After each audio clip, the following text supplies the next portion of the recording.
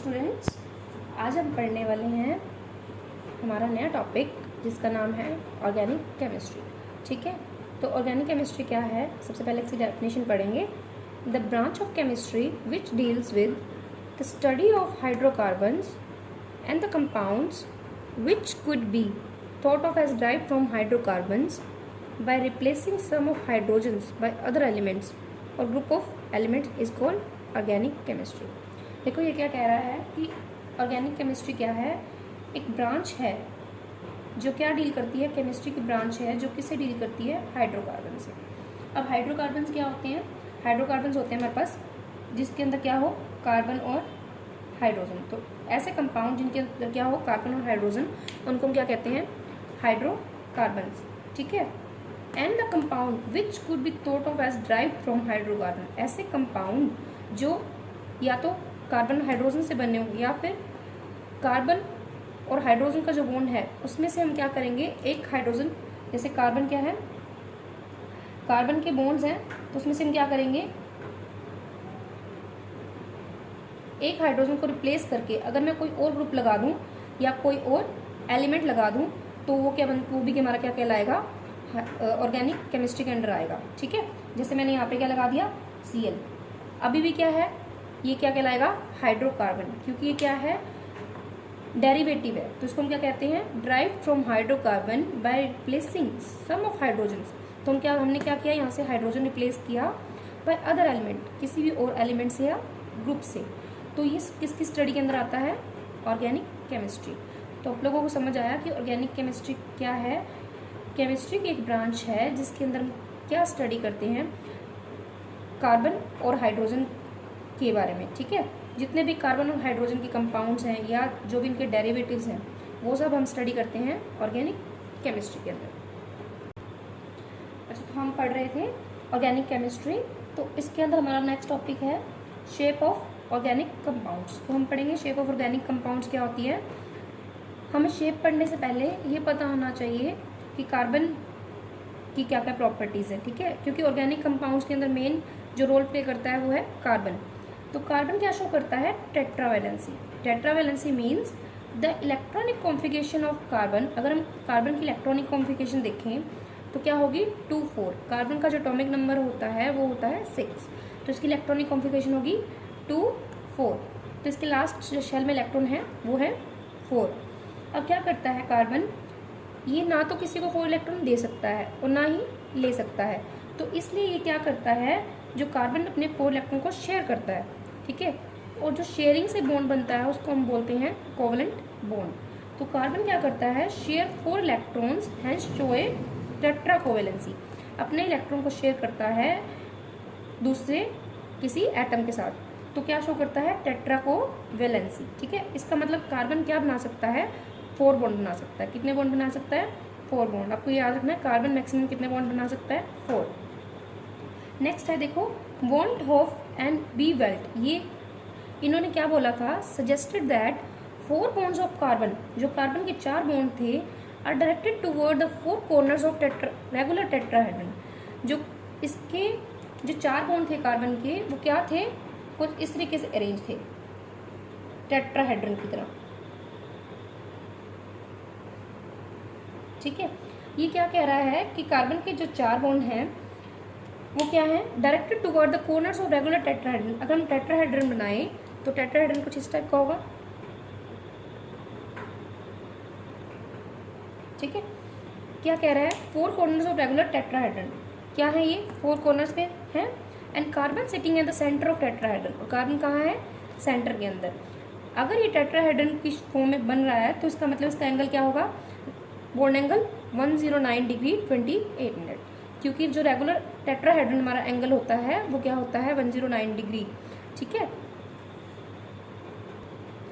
Next है हमारे पास type of hybridization of carbon in organic molecules, कि जो हमारे पास ऑर्गेनिक मॉलिक्यूल्स हैं उनके अंदर जो कार्बन है उनकी हाइब्रिडाइजेशन क्या होगी, कैसे पता लगाएंगे हम।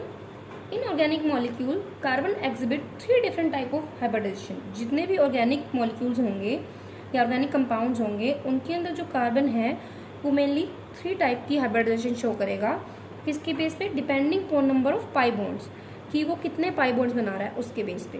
कैसे निकालेंगे देखो, if all the 4 bonds are single, अगर जो कार्बन के साथ 4 बॉन्ड लगे हैं, कार्बन हमेशा 4 बॉन्ड शो करता है, 4 बॉन्ड बनाता है।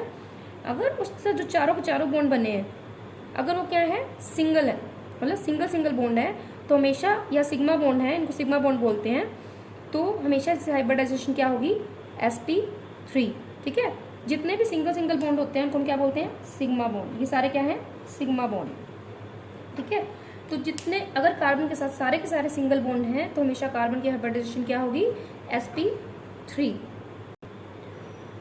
आगे क्या है देखो, if carbon is involved in 1 और 2 pi bond then its hybridization is sp2 और sp रिस्पेक्टिवली। देखो इसका एग्जाम्पल क्या है, अगर क्या हो, कार्बन के अंदर एक तो हमेशा क्या होगा, सिग्मा बॉन्ड, जो फर्स्ट बॉन्ड है वो तो हमेशा सिग्मा बॉन्ड रहेगा।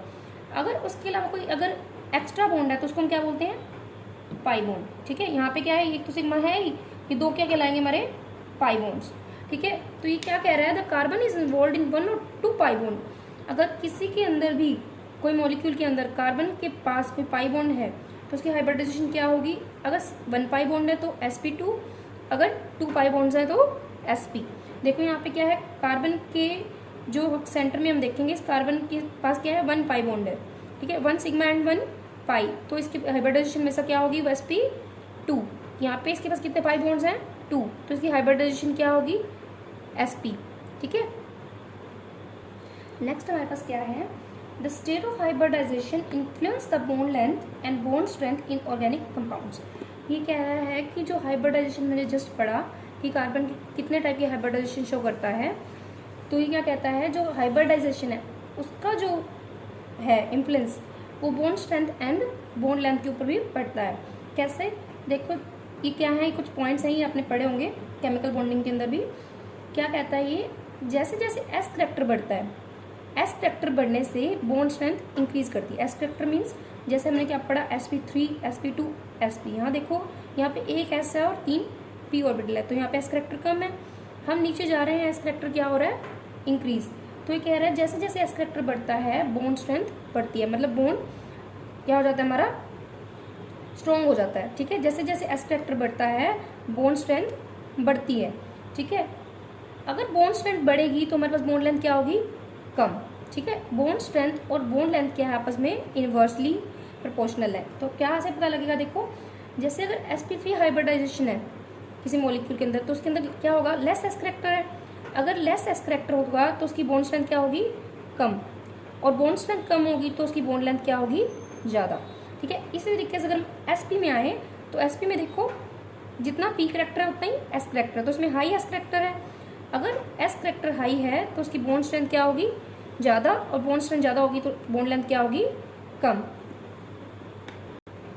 देखो ये चार्ट है जिससे हमें क्या पता लग सकता है कि इसमें कितना कितना एस करेक्टर है।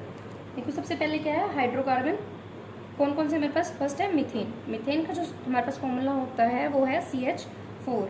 ठीक है, इसकी हाइब्रिडाइजेशन मैं पहले भी बता चुकी हूँ, sp3, क्योंकि इसमें कार्बन के पास क्या है, सारे के सारे सिंगल बॉन्ड, इसलिए इसकी हाइब्रिडाइजेशन क्या है, sp3। और इसकी जो हमारे पास एस करेक्टर होगा वो क्या होगा, हमारे पास 25%। कितना होगा, 25%। नेक्स्ट हमारे पास इथीन। इथीन होता है हमारे पास C2H4। देखो 1 2 कार्बन NH4। इसकी हाइब्रिडाइजेशन हमारे पास होती है sp2, क्योंकि इसमें क्या है, एक पाई बॉन्ड, तो इसमें इस कार्बन की भी sp2 और इस कार्बन की भी sp2, और इसके अंदर हमारे पास जो एस करेक्टर होगा वो होगा 33.3%। नेक्स्ट है एसिटाइलिन, इसको हम इथाइन भी बोलते हैं, एसिटाइलिन भी बोलते हैं। इसका हमारे पास मॉलिक्यूल फॉर्मूला है C2H2 एंड इसकी हाइब्रिडाइजेशन होगी हमारे पास sp। यहाँ पे देखो इसमें 2 पाई बॉन्ड है, इसलिए इसकी हाइब्रिडाइजेशन होगी sp, और इसके अंदर एस करेक्टर कितना होगा हमारे पास, 50%।